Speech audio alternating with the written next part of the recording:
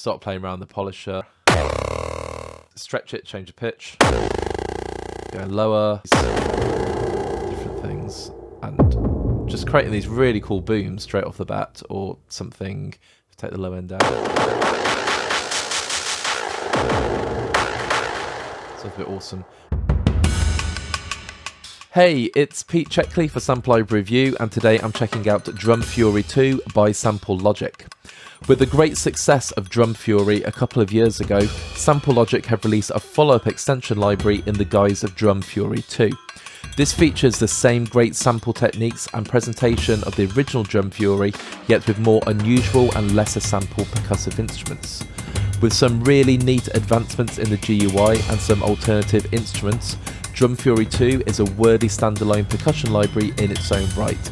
Together, they create a powerhouse team of all things percussive. Need to turbocharge your percussive palette? Look no further. Drum Fury 2 downloads at 1.6 gigabytes and features 51 contact construction kit instruments. It has a total of 3,426 audio samples with round-robin playback.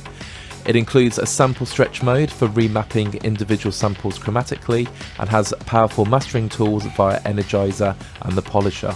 It's built for the full retail version of Contact 5.8.1 or higher, and it usually sells for $129.99, but is currently on sale for $69.99 on Intro.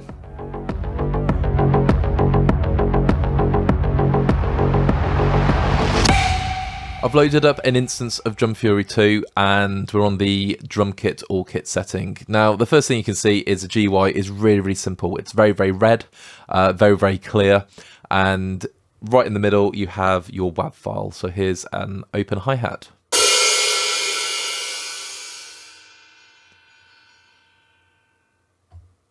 So you can see the sample as it's played. Now if I play, let's just use a snare. You can see the WAV will change every single round robin.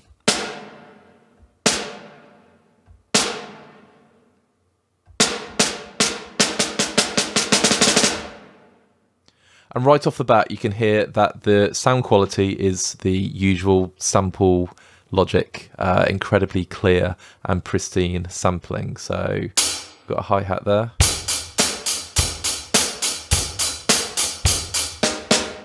Okay, really basic rhythm. Normally when I do sort of looking at drum instruments, I will turn the microphone off, which I will do shortly, so you don't hear the tapping of my controller. But just first impressions, it sounds absolutely great. Looks really straightforward, and you can see on the left you have so much variety. Now, as I said at the start, this is an extension of the first Drum Fury. So we have drum kits, then several different found sounds, a nice selection of metals, so trash cans. You rarely going to hear trash cans, and then 8 different synth kits, which personally for me is, I'm looking forward to going through those. Wood, different instruments there from sort of blocks, friction kits, plywood. So again, some really unusual things.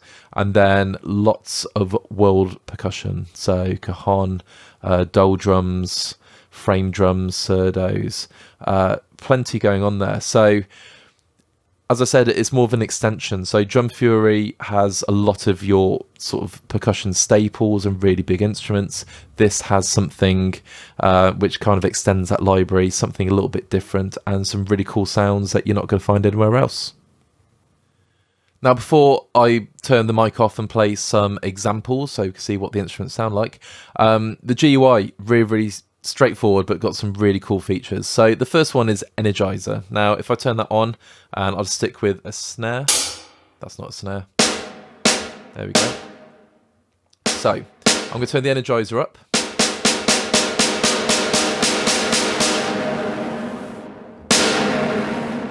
And it's got a combination of saturation, delay, and there's something else going on, possibly with the transients.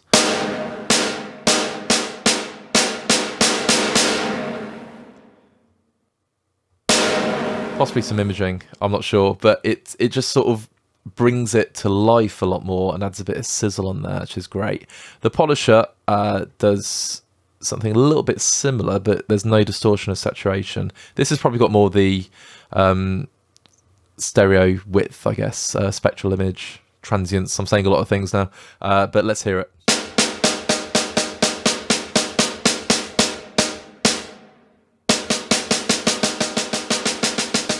So it's a lot punchier if I play them together. Got a nice big distorted sound. Now the other thing you can do at the top is adjust the pitch, which is very, very useful depending on what you're playing. And then down towards the bottom, I'm going to come back to the reverse. You got the ADSR, so let's just change the attack. If I do it on a cymbal.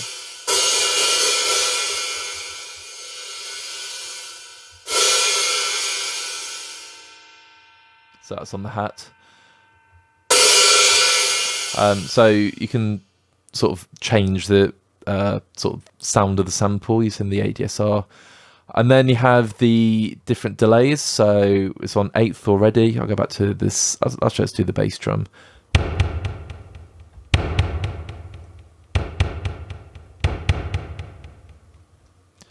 And then you can add reverb. And there's various different types of reverb. Let's just go for warehouse. Let's add some delay. So already we're shaping the sound. So that did seem a bit ping-pongy, which was quite cool. Let's just go for, let's try 16th. And something like memory lane.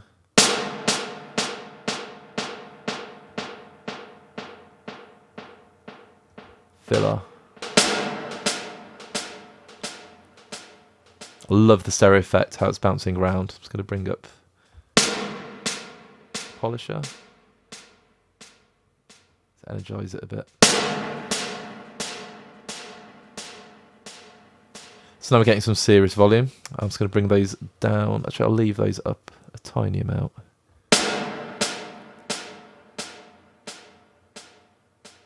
Brilliant. And turn the delay off and reverb. Now you can stretch any sample you want across the whole keyboard. So if I'm playing that snare, then I click stretch. You can hear that snare has now been stretched in terms of creating an ensemble. Now obviously for the snare it sounds quite dramatic, especially going from C down there, up there. But let's say you take down the high. I've now turned that snare into a boom. Let's add a little bit of delay and some reverb. And we've got a cool boom sound. So you can use a compression, EQ, and the high cut and the low cut to just sort of shape your sound a bit more. And then in the LFO and same for the high cut, you can change the type.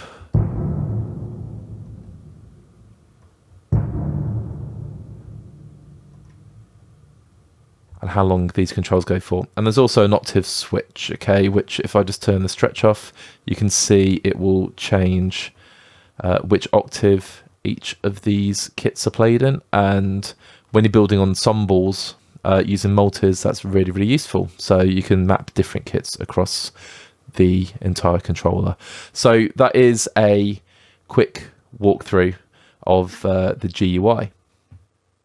One thing I've purposely left out is the reverse function, so I want to talk about that in a lot more detail. But for now, what I'm going to do is turn off the mic and just play through some of the different sounds that Drum Fury has to offer. So off we go.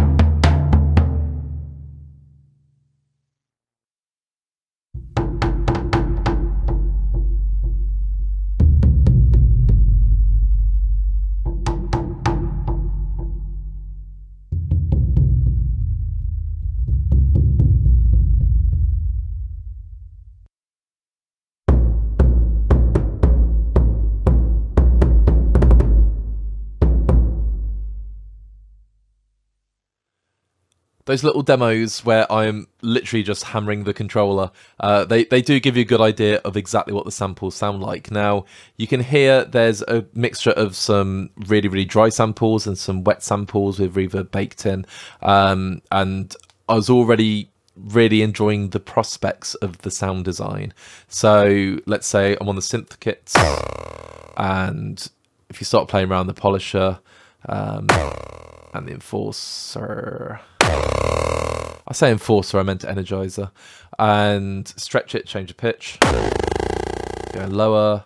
I just love just playing around with these different things and just creating these really cool booms straight off the bat, or something. Take the low end down. So it's a bit awesome. And you can obviously learn CC. And you can create some really, really cool effects that way. Now I'm just going to reload that instrument. And you can see everything loads incredibly quickly. I've not battery saved or anything. It's just completely out of the box. And the one thing I didn't talk about was the reverse. Now, let's take that one for example. If I hit reverse, it will play it backwards. Lovely. And then add some effects. And again, we'll energize it. I'm going to make it playable. Map it across the keyboard. It's quite high now.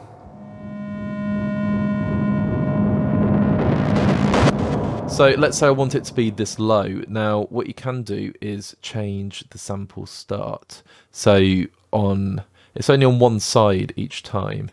If I try over there, it doesn't work. So if we're in the normal sample going forward, but we want it to go backwards, we can start the sample sooner. If we adjust the attack.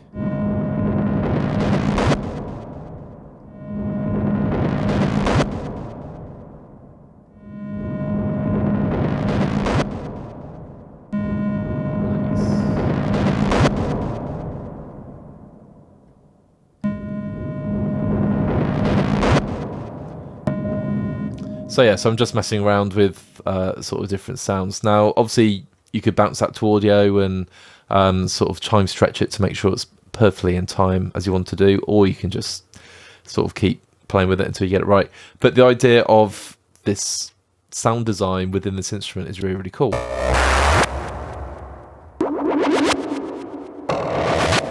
I've turned delay off. In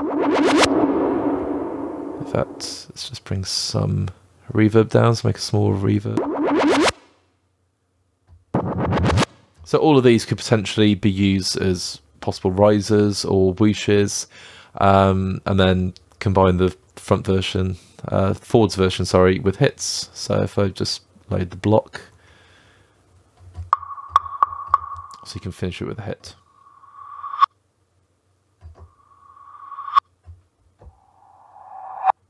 So the sound design possibilities are absolutely great. Now, I really like the wall percussion elements.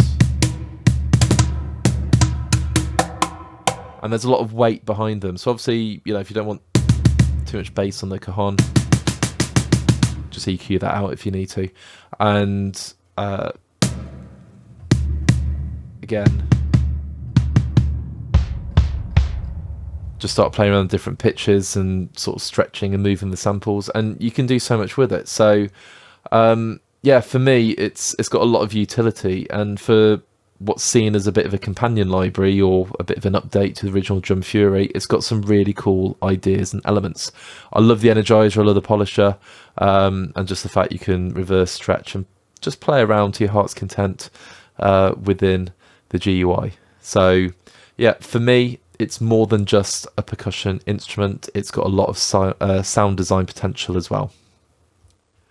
So that's Drum Fury 2, a really quick run through and some initial thoughts and hearing some sounds. Now, obviously I didn't play every single kit. If you head over to the Sample Logic website, they I've got these brilliant demos where they're stacking all the different instruments of Drum Fury 2 together, and then they're stacking Drum Fury original and then this version, so you can see the potential the two libraries have.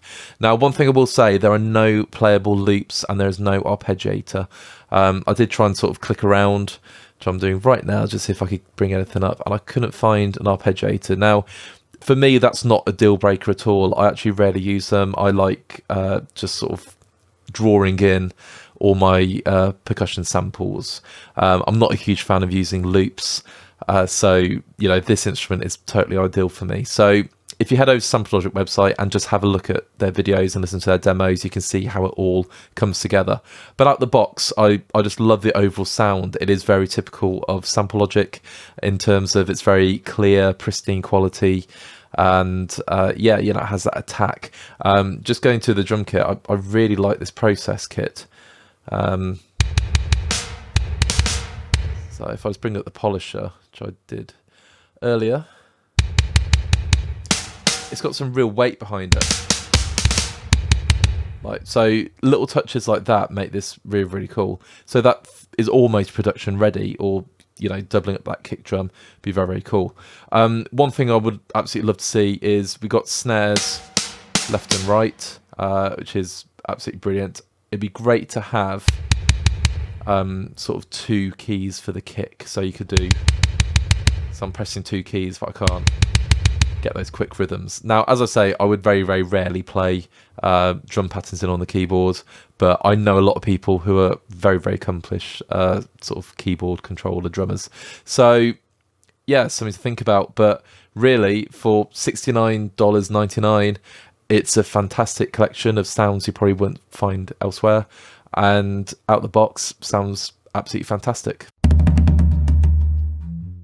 So my final thoughts about Drum Fury 2 is it sounds great out the box. For the asking price, you get so much content, and you're going to find percussive instruments you're not going to find elsewhere, which is really, really cool. Absolutely love the GUI, really, really clear. The Energizer polisher are great touches, and I can see myself using this in all manner of production music, crime music especially those synth kits. Absolutely love them, and I love the sound design elements. So you could start creating some really, really cool reverses, Brahms hits, subs. You can do all of that just within the instrument with the inbuilt delay, reverbs, and ADSR, and EQ and compression effects. So it's a bit of an all-in-one. It's not just a percussion instrument to create some cool rhythms. It is a percussion instrument that also has this really great sound design element to it. So for me, it is highly recommended. If you own Drum Fury 1, the original, then it's a great expansion. If you don't own that, it's a really, really cool collection of percussion instruments in its own right. So yeah, highly recommended, and you will not be disappointed. If I'm looking for things possibly to improve or change or adapt, I did say earlier I'm not a huge fan of loops, but if they are there, or there are some there, if you're composing against a deadline, it'd be a really, really cool thing to use. And also, if there's an arpeggiator, you can just create some really nice subtle movement really, really quickly underneath. In fact, an arpeggiator coupled with some of the sound design, it would sound absolutely awesome.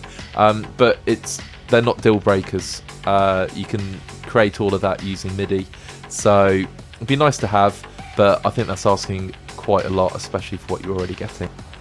Thank you so much for checking out this first look of Drum Fury 2 by Sample Logic. If you like what you heard, leave us a like on the video, and maybe give us a comment about your thoughts on the library. Where would you use it? How would you use it? What did you like about the library? Please subscribe to our channel and check out our other videos about lots of other wonderful music libraries, and pop over to samplelibraryreview.com to check out everything that's going on in the world of sample libraries. Take care and have a fabulous day.